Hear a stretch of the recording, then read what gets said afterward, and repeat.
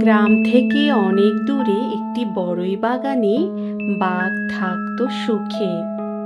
আসসালামু আলাইকুম গিন্নি, কোথায় গেলে তুমি? খাবার নিয়ে এসো, আমার অনেক ক্ষুধা পেয়েছে। ওয়ালাইকুম আসসালাম। তোমার খিদে পেয়েছে? তুমি টেবিলে গিয়ে বসো, আমি খাবার নিয়ে আসছি। তুমি বসো, আমি এখনই তোমার জন্য চিংড়ি আর মুরগি নিয়ে আসছি।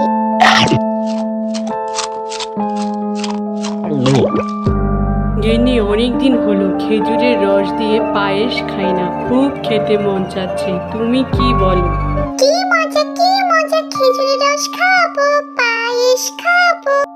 মা, তুমি এখনই বাবাকে খেজুরের রস আনতে পাঠিয়ে দাও, আমি পায়েস খাবো। ঠিক আছে বাবা, তোমার বাবাকে বলছি সাইকেল নিয়ে এখনই খেজুরের রস খুঁজতে যেতে। আমি চললাম গিন্নি খেজুরের রস খুঁজতে, আল্লাহ হাফেজ। উফ, খুব ক্লান্ত লাগছে, এত দূর সাইকেল নিয়ে চললাম, কোথাও একটা খেজুর গাছ পেলাম না। কি যে কপাল! ছোট মেয়েটা কত আশা নিয়ে বসে আছে, সে পায়েস খাবে, কি যে করি আল্লাহই জানে আমি পাবো কি না। বাঘ মামা, কোথায় যাচ্ছ তুমি? ওখানে তো গভীর বন, ওখানে একটা লাল পেত্নী আছে, তুমি ওদিকে যেও না। আমি আল্লাহ ছাড়া দুনিয়াতে আর কাউকে ভয় পাই না। টুনি বন্ধু, তুমি শুধু বলো ওই বনে কি খেজুর গাছ আছে?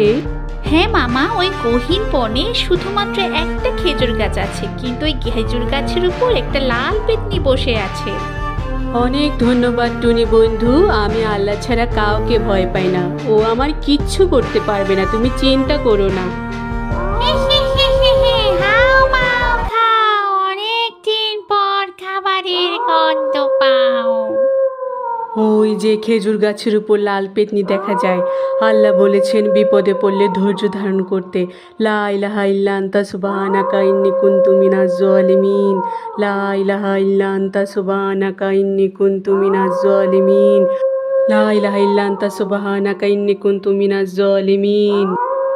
আমার শরীরটা এত জ্বল জ্বল করছে কেন? আমার অস্বস্তি লাগছে কেন? জ্বালা পোড়া করছে। ও কি সোনা পড়ছে, কি দোয়া পড়ছে? যাই, আমি তাড়াতাড়ি চলে যাই এখান থেকে, নইলে আমি মনে হয় আবার মরে যাব। হা হা হা, যে লাল পেতনিটা আমার ঘাড় মোটকে খেতে চেয়েছিল সে নিজেই ভয় পালালো। সুবহান আল্লাহ, সুবহান আল্লাহ, আল্লাহ মহান, আল্লাহ কত শক্তিশালী।